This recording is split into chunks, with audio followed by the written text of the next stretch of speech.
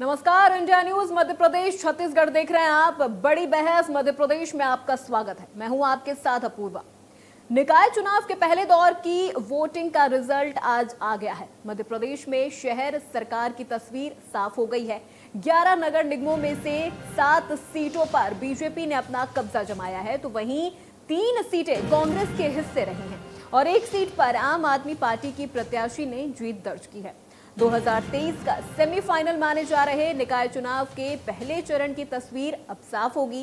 अपनी अपनी जीत पर पार्टियां जनता को धन्यवाद दे रही हैं, तो वहीं बीजेपी का कहना है कि जनता के आशीर्वाद और सरकार की योजनाओं की बदौलत ही जनता ने उन पर भरोसा किया है।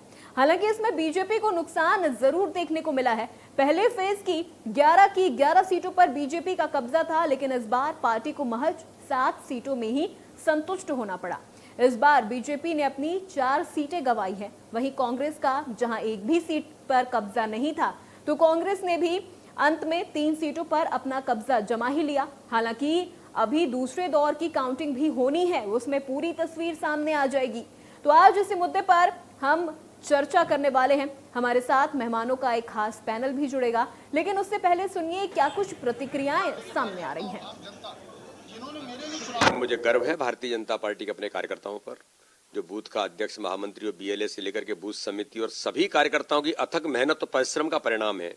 आज मध्य प्रदेश के अंदर प्रत्येक नगर परिषद, नगर पालिका और नगर निगम के अंदर जो ऐतिहासिक बहुमत भारतीय जनता पार्टी को मिला है, ये भारतीय जनता पार्टी के नेतृत्व के प्रति जनता का विश्वास, माननीय प्रधानमंत्री जी के प्रति, हमारे मुख्यमंत्री ने जो गरीब कल्याण की योजनाओं पर काम किया और विकास इस पूरे चुनाव का बड़ा मुद्दा था।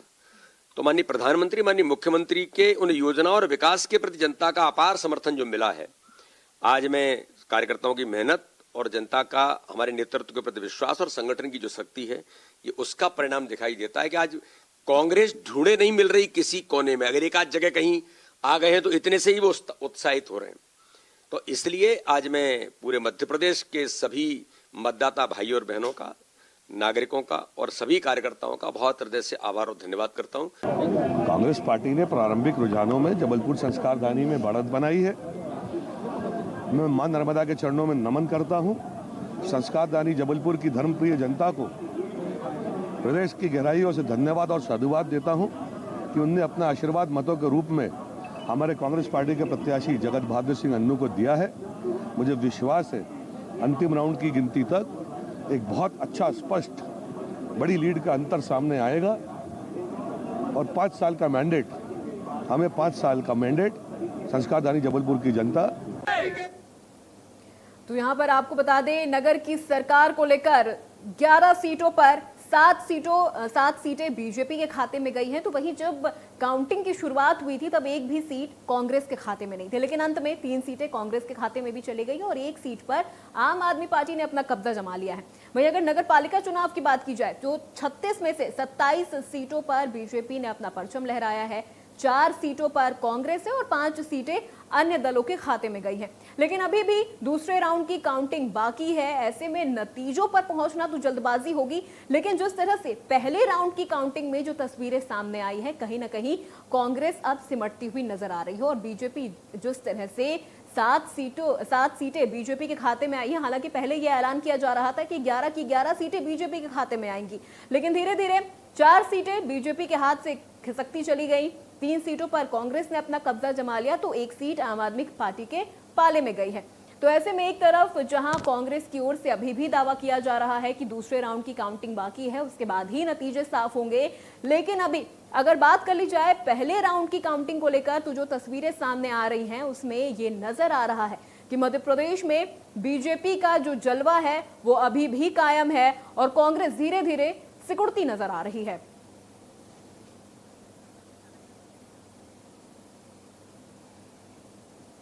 तो चलिए इस मुद्दे पर आज बड़ी बहस करेंगे। हमारे 3 मेहमान भी हमारे साथ जुड़ गए हैं। सबसे पहले उनका परिचय मैं आपसे करवा दूं। योगेश गुप्ता कांग्रेस नेता हैं, राजपाल सिसोदिया प्रवक्ता बीजेपी से हैं और सपमन नगेले वरिष्ठ पत्रकार हैं। तो सबसे पहले योगेश गुप्ता जी, मैं आपसे ही शुरुआत करती हूँ। बहुत स्वागत है आपका इंडिया न्यूज में। योगेश गुप्ता जी, 3 सीटें कांग्रेस के खाते में गई है, आप इससे संतुष्ट हैं या कहीं अपनी कमी आपको नजर आ रही है? नहीं अपूर्वा जी, निश्चित रूप से दोनों ही बातें हैं। हम्म। अगर माननीय वीडी शर्मा जी, भारतीय जनता पार्टी के अध्यक्ष की जो अभी आपने रिपोर्टिंग वो बयान सुनवाया, उसको अगर मैं उल्लेखित करूं तो बड़ा ही हास्यास्पद बयान उन्होंने जिला पंचायत, पंचायत और ब्लॉक अध्यक्ष के चुनाव के बाद दिया था, और वही बयान उनका पुनः सुनने को मिला। कांग्रेस पार्टी उत्साहित इसलिए है कि जिला पंचायत, पंचायत चुनावों में हमको बहुअपेक्षित सफलताएं मिली है, जहां एक तरफ, दूसरी तरफ जिसे वीडी शर्मा जी माननीय कह रहे हैं कि इक्का दुक्का जगह पर कांग्रेस जीतकर संतुष्टि नजर आ रही है। शायद वीडी शर्मा जी भूल गए कि मध्य प्रदेश के 4 बड़े महानगरों में, भोपाल, जबलपुर, इंदौर और ग्वालियर, 4 में से 2 बड़े महानगर, जिसमें ग्वालियर 57 साल बाद कांग्रेस की झोली में आया है, बावजूद इसके नरेंद्र सिंह तोमर, माननीय ज्योतिरादित्य सिंधिया जी, नरोत्तम मिश्रा जी। लेकिन कांग्रेस का गढ़ बुरहानपुर तो चला गया ना सरहद से। प्लीज बिठाया करें तो बयान पूरा आने। योगेश जी, कांग्रेस का गढ़ बुरहानपुर तो चला गया हाथ से। 1 मिनट में उस पर आऊंगा, थोड़ा मुझे बोलने दीजिए। जी बिल्कुल बिल्कुल बोलिए। निवेदन है मेरा। तो ग्वालियर में बड़े बड़े दिग्गज, साथ में सीएम के रोड शो 2 बार, बावजूद इसके ग्वालियर धाराशायी हुआ। हमारे नेता प्रतिपक्ष गोविंद सिंह जी के लाहौर क्षेत्र से 15 में से 13 सीटें कांग्रेस को आई है, 2 अन्य को आई है। बीजेपी का बस सुपड़ा साफ हो गया। तो बुरहानपुर का आपने जिक्र किया, मैं आता हूँ बुरहानपुर पे भी, लेकिन उसके जबलपुर भी हमको 27 साल बाद मिला है। जबलपुर की जनता को भी हृदय से आभार है कि उन्होंने भारतीय जनता पार्टी के निकम्मेपन को पहचाना और कांग्रेस को अपना आशीर्वाद दिया, और हम उनकी अपेक्षाओं पर पूरा खरा उतरने की कोशिश करेंगे। हम वादे नहीं करते, हम नेक इरादे से काम करते हैं। बुरहानपुर की आपने बात करी, बुरहानपुर सीट और सिगरौली सीट, ये बीजेपी की जो बी टीम है, इनके माध्यम से बीजेपी के झोली में गई है। मात्र 388 वोट से बुरहानपुर की सीट जीते हैं। तो ये एक चिंतन मनन का विषय तो है भारतीय जनता पार्टी के लिए। जनमानस परिवर्तन हुआ है, इस बात से आप सम्मानित मीडिया भी सहमत होंगे, इनकार नहीं कर सकते हैं, क्योंकि वोट परसेंटेज भी बढ़ा है कांग्रेस का, और कांग्रेस के प्रति मध्य प्रदेश की जनता ने पुनः वही विश्वास दोहराया है जो 2018 विधानसभा के चुनाव में दोहराया है। तो ये निश्चित रूप से ये परिणाम हमें निराश करने वाले नहीं है, क्योंकि खोने के लिए हमारे पास कुछ भी नहीं था। 16 की 16 नगर निगम सीटें पहले भारतीय जनता पार्टी के पास थी, और अगर 11 के रिजल्ट की बात करें तो उसमें 3 भी अगर हमें मिले हैं। ठीक है योगेश जी, के लिए जी बिल्कुल। अब एक प्रतिक्रिया यहाँ पर राजपाल जी आपसे भी ले लेती हूँ मैं। जीत हार का जो अंतर है, हाँ। वो जिला प्रशासन की देख रेख में और प्रभारी मंत्रियों के कहने पर बड़ा ही कशमकश वाला है। वहाँ रिकाउंटिंग के आदेश जारी कर दिए गए हैं। कोई बड़ी बात नहीं, उज्जैन सीट भी कांग्रेस की झोली में आ जाए। जी ठीक है योगेश जी। सबसे पहले राजपाल सिसोदिया जी, मैं आपसे सवाल लेती हूँ। 11 में से 7 सीटें बीजेपी के पास आई हैं, एक बड़ा आंकड़ा है, लेकिन जो सीटें बीजेपी के खाते से चली गई, जिस पर ये दावे किए जा रहे थे कि ये बीजेपी के ही खाते में आएंगी, इस पर आप क्या कहेंगे? देखिए, भारतीय जनता पार्टी अपने विकास के एजेंडे पे और जन कल्याणकारी योजनाओं के दम पर, बुते पर कार्यकर्ताओं के माध्यम से जनता के बीच में गई थी। हमने चुनाव को पूरी गंभीरता से लड़ने का काम किया और चुनाव में हमारे मुद्दों को लेकर जनता के बीच में गए। जिस प्रकार से पार्षदों और महापौर के परिणाम आए हैं, उसमें अगर आप देखेंगे तो पार्षदों में 90% स्थानों पर भारतीय जनता पार्टी के लोग आने का काम हुआ है। छोटे छोटे जो हमारे नगर निकाय है, जो नगर पालिका और नगर पालिक परिषद है, उनमें दूरस्थ अंचलों तक में कमल के फूल पर लेकर जो पार्षद गए थे, उनको जनता ने आशीर्वाद देने का काम किया था। अधिकांश स्थानों पर हमारा बोर्ड बनने की स्थिति बन रही है। जहां कांग्रेस के महापौर जीते हैं, वहां भी भारतीय जनता पार्टी के पार्षदों की संख्या ज्यादा है। हम ये कह सकते हैं कि मत का प्रतिशत भारतीय जनता पार्टी के पक्ष में बढ़ने का काम हुआ है। हम 3 स्थानों पर कांग्रेस ने बढ़त बनाने का काम किया है, चाहे जबलपुर हो, चाहे ग्वालियर हो, या फिर छिंदवाड़ा हो।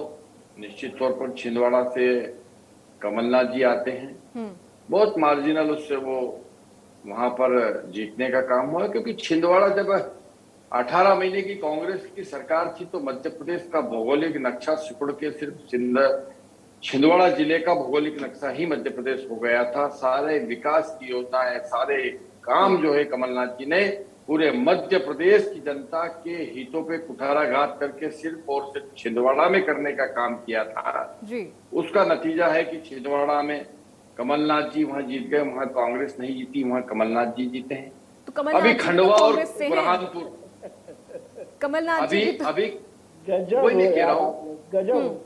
वही मैं कह रहा हूँ कि खंडवा और बुरहानपुर की बात करें तो वहां कांग्रेस हारी है, कमलनाथ जी भी हारे, क्योंकि वहां पर अरुण यादव जी को जिस प्रकार से कांग्रेस ने दरकिनार करने का काम किया, सर लग वहां रहा है पर आप यह हारने कंफ्यूज का हैं। काम हुआ। राजपाल जी आप लग रहा है आप कंफ्यूज हैं। सतना में जिस प्रकार से भारतीय जनता पार्टी हारी जीती है, कांग्रेस हारी है, उसका कारण यह है कि वहां भी कांग्रेस ने जो है अपने नेता अजय सिंह राहुल भैया को साइड करने का काम किया। तो ये जो कांग्रेस खंड खंड है, टुकड़ों में बटी हुई है, चुनाव में भी एक नहीं हो पाए थे, इसकी वजह से जो है कांग्रेस की ये दुर्गति हुई है। आज हम मध्य प्रदेश में भारतीय जनता पार्टी के माध्यम से चुनाव जीतने का काम हमने किया है। हम अधिकांश बोर्ड हमारे बनने की स्थिति बन रही है, पार्षदों चलिए, में ठीक बड़ी है, संख्या में ठीक है हम जीत राजपाल के जी, आए हैं। लौटूंगी मैं आपके पास। सपमन जी से इन सारे जो समीकरण यहाँ पर निकल के सामने आ रही है उनसे भी मैं एक कमेंट ले लूं। सपमन जी, जिस तरह से बीजेपी की ओर से पहले दावा किया जा रहा था कि 11 की 11 सीटें बीजेपी के हाथ में आएंगी, हालांकि 4 सीटें खिसक गई बीजेपी के हाथ से, लेकिन अब कांग्रेस की ओर से जो बयान दिया जा रहा है कि हमारे पास खोने के लिए कुछ नहीं था, जो 3 सीटें हम जीते हैं हम उनमें संतुष्ट नजर आ रहे हैं, ऐसा योगेश गुप्ता जी का खुद कहना था कि हमारे पास खोने के लिए कुछ नहीं था। किस तरह से आप इन सभी समीकरण को देखते हैं? देखिए, तो ये स्पष्ट है कि जो नगरीय निकाय चुनाव में कांग्रेस पार्टी के पक्ष में 3 नगर निगम आई हैं जी। बाकी बीजेपी के पक्ष में और एक आम आदमी पार्टी के पक्ष में आई है। तो ये स्पष्ट है, ये आंकड़े और ये रिकॉर्ड ये दर्शाता है, वो जाहिर करता है कि मध्य प्रदेश में कांग्रेस को गेन हुआ है और बीजेपी रिटेन करने में सफल नहीं हो पाई है। यदि अभी जो 11 के जो अभी आज की जो मतगणना में जो परिणाम आए हैं, यदि 11 में से 11 भारतीय जनता पार्टी रिटेन कर लेती तो ये कहा जा सकता था कि हाँ, भारतीय जनता पार्टी का जनता के बीच में, कार्यकर्ताओं के बीच में योजनाओं के माध्यम से और मध्य प्रदेश में जहां जहां अभी 11 नगर निगमों के जो परिणाम आए वहां उनका अभी भी जो उनके प्रति जो विचारधारा की बात है, उनकी जो स्वीकारता की बात है, आम मतदाता, कार्यकर्ता और व्यवस्था के प्रति बनी हुई है, जो कि नहीं हो पाया। अब कांग्रेस पार्टी 3 नगरीय निकाय चुनाव में 3 नगर निगमों में उनकी जीत हुई है। तो कांग्रेस पार्टी को भी बहुत ज्यादा खुश होने की इसलिए जरूरत नहीं है कि जब आपकी 15 महीने सरकार रही है और 2018 में जब आप जीत कर आए हैं तो आपको तो इस चुनाव में लगभग बराबर की स्थिति में आना था, लेकिन जी बिल्कुल। और सर यहाँ पर अगर देखा जाए तो आम आदमी पार्टी की भी एंट्री हो गई है, ये भी शायद कांग्रेस के लिए एक खतरे वाली बात हो सकती है।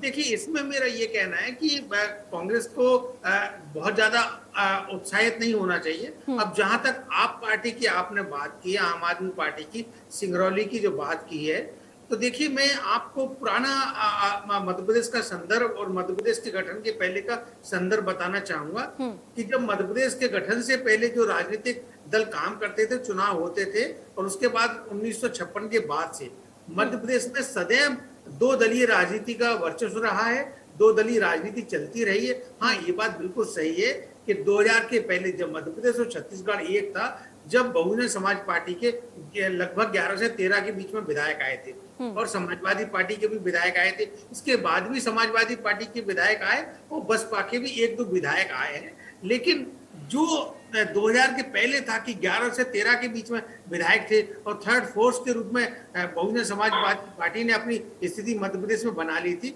लेकिन मध्य प्रदेश की जो तासीर है, मध्य प्रदेश का जो मतदाता है, मध्य प्रदेश की जो आम नागरिक हैं, वह दो दलीय राजनीति को स्वीकार करते हैं और दो दलीय राजनीति को लंबे समय से स्वीकार करते चले आ रहे हैं। तो जहां तक जो सिंगरौली की बात है, देखिए सिंगरौली एक सिंबॉलिक रूप से जीत गए हैं, तो वो मध्य प्रदेश में राजनीतिक अपनी जमीन तलाशेंगे और जमीन उनकी मध्य प्रदेश की जमीन उर्वरक जमीन हो, ऐसा मैं नहीं मानता हूँ। देखिए मैं आपको 2-3 उदाहरण दूं।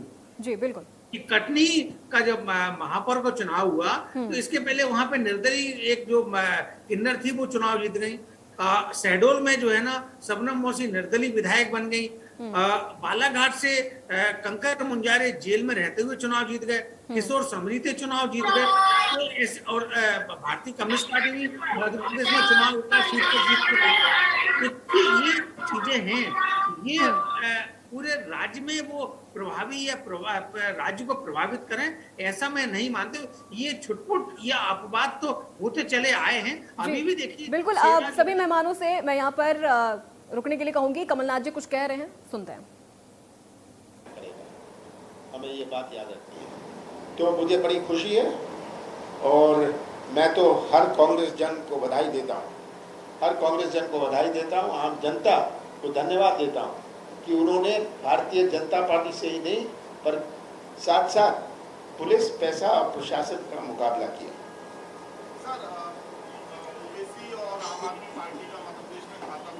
आम आदमी पार्टी का वो एक सीट जो सिंगरौली जीते हैं, पर अगर आम आदमी पार्टी की बात होती तो केवल 3 पार्षद जीते हैं, ये हमें याद रखना है। जो मेयर जीत रहा है वहाँ केवल 3 पार्षद जीते हैं। आम आदमी पार्टी इसका मतलब वहाँ साफ थी। हाँ, वो तो बात साफ है, वो तो आंकड़े बताते हैं क्यों हारे। देखिए, ये ओवैसी की पार्टी जो बी टीम बन के भारतीय जनता पार्टी की है, ये तो बहुत सारी रिकॉर्डिंग भी आ गई कि उनके सब लोग भारतीय जनता पार्टी का समर्थन कर रहे हैं।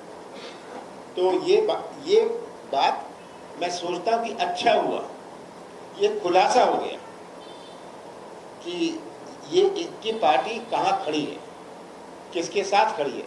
हम जबलपुर में भी उन्होंने कांग्रेस लड़ाए थे, उन्होंने सब जगह लड़ाए, पर केवल बुरहानपुर में उनको लगभग 10,000 वोट मिले हैं।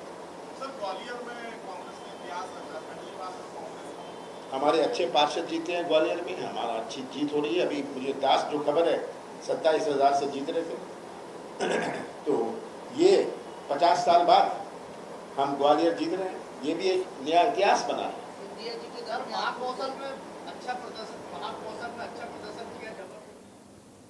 तो वापस लौटते हैं अपनी बड़ी बहस पे।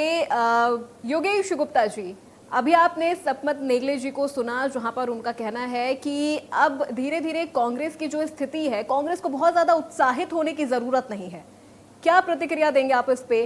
कांग्रेस को अभी बहुत ज्यादा उत्साहित होने की जरूरत नहीं है, अभी आगे बहुत कुछ आत्ममंथन करने की भी जरूरत है कांग्रेस को।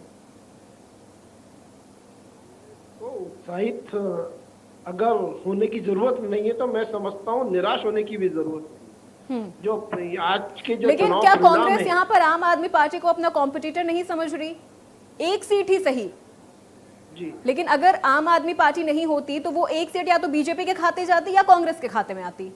लेकिन यहाँ पर एक सीट सिंगरौली की आम आदमी पार्टी के खाते में गई है, तो आप उसे कॉम्पिटिटर के तौर पर देखते हैं?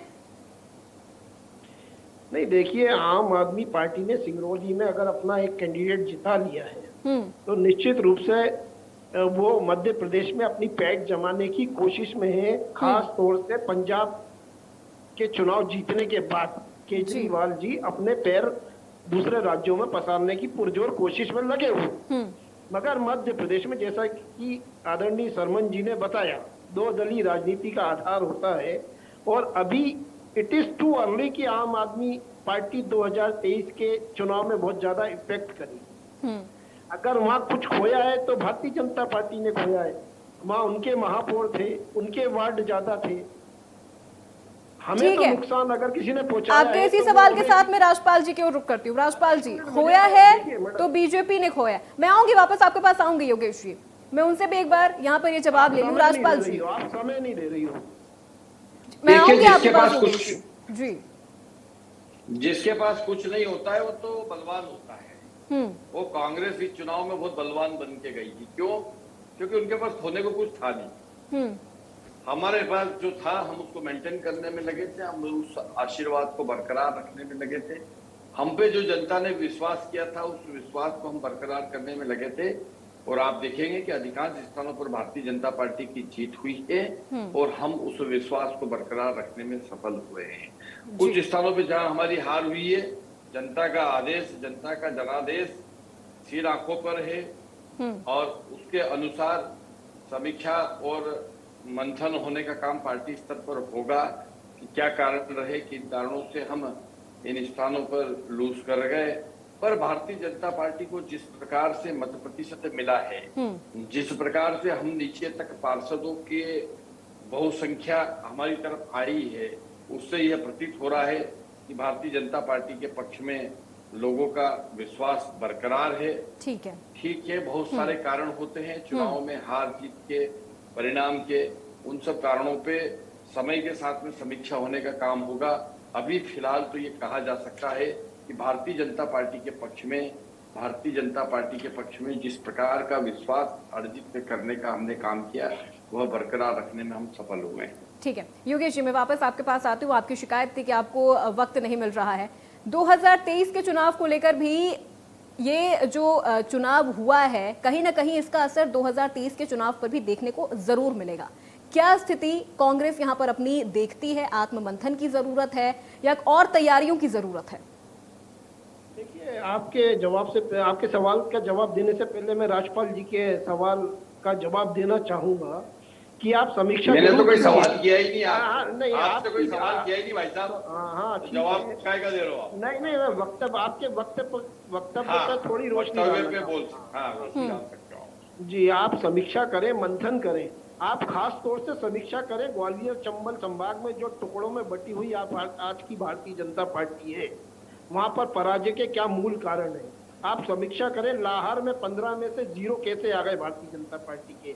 आप समीक्षा करें कि आपके 17 साल के शासन में अगर विकास हुआ है तो 2021। चलिए ठीक है, सभी मेहमानों से मैं गुजारिश करती हूँ कि आप हमारे साथ बने रहिएगा। यहाँ पर हम एक छोटे से ब्रेक के लिए रुकते हैं, जल्द हाजिर होंगे। तो आप देखते रहिए जीत के संकेत, और ये बड़ी बहस आगे भी जारी रहेगी। फिलहाल लेते एक छोटा सा ब्रेक।